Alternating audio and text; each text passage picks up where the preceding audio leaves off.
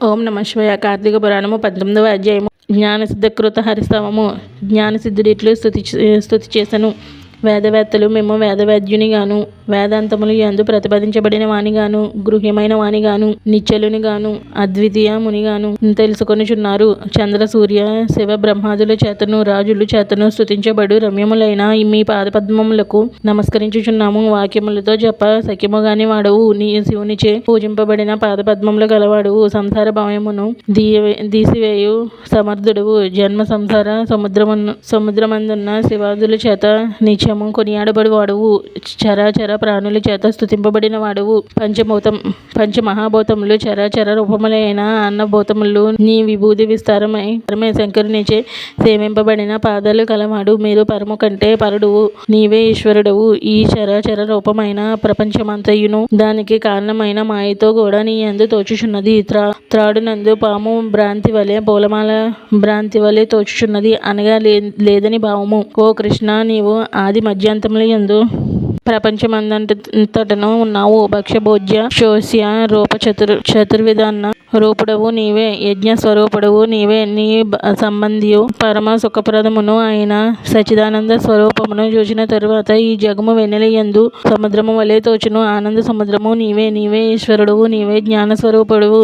సమస్తమునకు నీవే ఆధారము. సమస్త పురాణ సారము నీవే అగుదవు. నీ వలననే సమస్తము జనించును. నీ అందే లయించును. నీవు ప్రాణుల హృదయమందుండు వాడవు. ఆత్మస్వరూపుడవు. అఖిల వంజ్యుడవు. మనస్సు చేతను చూడసఖ్యము గాని నీవు మాంసమయములైన నేత్రములకెట్లు గోచరమగుదవు. ఓ కృష్ణ, నీకు నమస్కారము. ఓ ఈశ్వర, నీకు నమస్కారము. ఓ నారాయణ, నీకు నమస్కారము. నన్ను ధన్యుని చేయము. మీ దర్శన ఫలము విఫలము చేయకుము. ఓ పరమ పురుష, నీకు మాటిమాటికి నమస్కారములు. ఓ దేవేశ, నన్ను నిరంతరము పాలించుము. నీకు నమస్కారము. సమస్త లోకముల యందు పూజించదగిన నీకు నేను మ్రొక్కెదను. ఇందువలన నా జన్మ సఫలమగుగాక. నీకేమీయూ కొరతపడదు గదా. నీ జ్ఞానానికి లోపము ఉండదు గదా. నీవు దాతవు, కృపా సముద్రుడివి. నేను సంసార సముద్రమగ్ధుడనై దుఃఖించుచున్నాను. కాబట్టి సంసార సముద్రమునందు బడియున్న నన్ను రక్షించుము. శుద్ధ చరిత ముకుంద దుఃఖింతుడనగు నన్ను రక్షింపుము. త్రిలోకనాథ నమస్కారము. త్రిలోకవాసి నమస్కారము. అనంత ఆది కారణ పరమాత్మ నమస్కారము. పరమాత్మ రూపుడవు.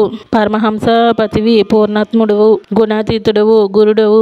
కృపావంతుడవు. కృష్ణ, నీకు నమస్కారము. నిత్యానంద సుధాబ్దిని నివాసివి. సర్వమోక్షద్రుడువు. భేదరహితుడవు. తేజరూపుడవు. సాధు హృదయ నివాసివి. ఆత్మరూపుడవు. దేవేశుడువు అయిన ఓ కృష్ణ, నీకు నమస్కారము. ప్రపంచమును పుట్టించి శోషించి సంహరించువాడా, నీకు నమస్కారము. వైకుంఠ నిలయ వ్యాసాదుల చేత కొనియాడబడు పాదములు గల కృష్ణ, నీకు నమస్కారము. విద్వాంసులు నీకు నమస్కారములు చేసి నీ పాదభక్తియును పడవ చేత సంసార సముద్రమును దాటి తేజోమయమైన నీ రూపమును బంధుదురు. అనేక బోధల చేతను, తర్కవాక్యముల చేతను, పురాణముల చేతను, శాస్త్రముల చేతను, నీతుల చేతను మనుషులను నిన్ను చూడలేరు. నీ పాదభక్తి అను కాటుకును ధరించి నీ రూపమును చూచి దానినే ఆత్మగా భావించి తరింతురు. గజేంద్ర, ధ్రువ, ప్రహ్లాద, మార్కండేయ, విభూషణ, ఉద్ధవ ముఖ్య భక్తులను కాడిన ఓ హరి, నీకు నమస్కారము. నీ నామమును కీర్తించినంతలో సమస్త పాతకములు నశించును. ఆశ్చర్యము ఒక్కమారు నీ నామ సంకీర్తన చేయువాడు నీ పద సన్నిధికి చేరును. కేశవ, నారాయణ, గోవింద, విష్ణు, జిష్ణు, మధుసూదన, దేవ, మహేష, మహాత్మ, త్రివిక్రమ, నిత్యరూప, వామన, శ్రీధర, ఋషికేశ, పద్మనాభ, దామోదర, సంకర్షణ, నీకు వందనములు. ఓ కృపానిధి, మమ్ములను రక్షించుము. ఇట్లు స్తుతి చేయుచున్న జ్ఞానసిద్ధునితో భగవంతుడు చిరునవ్వుతో నిట్లనియే, ఓ జ్ఞానసిద్ధ, నీ స్తోత్రమునకు సంతోషించితిని. నా మనస్సు నీ స్తోత్రముతో ప్రసన్నమైనది. వరమిచ్చేదును కోరుకోమనెను అని విష్ణువు పలికెను. జ్ఞానసిద్ధుడు ఇట్లడిగెను, గోవింద, నా యందు దయ్యుని ఎడల నీ స్నానమును ఇమ్ము. ఇంతకంటే వేరు ఏ ఇతర వరము కోరును? భగవంతుడిట్లు చెప్పెను, ఓ జ్ఞానసిద్ధ, నీవు కోరినట్లును కానీ ఇంకొక మాట చెప్పేదను వినుము. లోకమందు కొందరు దురాచారవంతులై ఉన్నారు, బుద్ధహీనులై ఉన్నారు. వారి పాపములు నశించి వారికి ముక్తి కలిగేడి ఉపాయమును చెప్పేదను వినుము. ఓ మునీంద్రులారా, మీరందరూ వినుడు. నే చెప్పేడి మాట ప్రాణులకు సుఖదాయకము. నేను ఆషాఢ శుక్ల దశమి నాడు లక్ష్మితో కూడా సముద్రమందు నిద్రించెదను. తిరిగి కార్తీక శుక్ల ద్వాదశి నాడు మేల్కొనేదను. కాబట్టి నాకు నిద్రా సుఖము ఈ చెడి. ఈ మాస చతుష్టయమందు శక్తి వంచన చేయక వ్రతాదులను ఆచరించే వారికి పాపములు నశించును, నా సన్నిధియు కలుగును. నాకు నిద్ర సుఖప్రదమైనది. ఈ మాస చాతుష్టయమందు వ్రతమాచరించని వాడు నరకమందు పడును. ఓ మునీశ్వరులారా, నా ఆజ్ఞ మీద భక్తిమంతులైన మీరు ఇష్టార్థదాయకమైన ఈ వ్రతమును తప్పక చేయండి. ఇంకా అనేక మాటలతో నేమి పని ఉన్నది?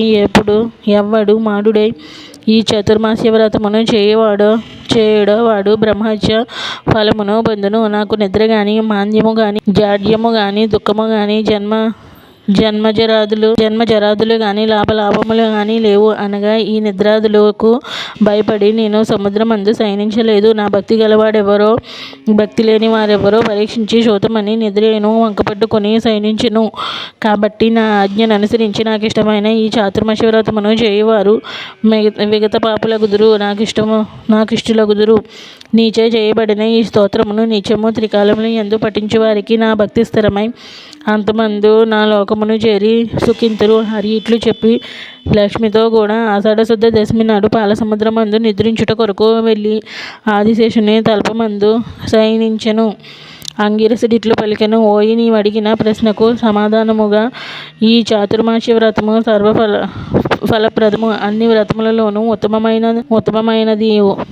పాపవంతులు గాని, దురాత్ములు గాని, సాధువులు గాని ఎవరైనను హరిపరాక్ష్మణులై ఈ 4 మాసాలు చాతుర్మాస్య వ్రతమును చేయవలెను.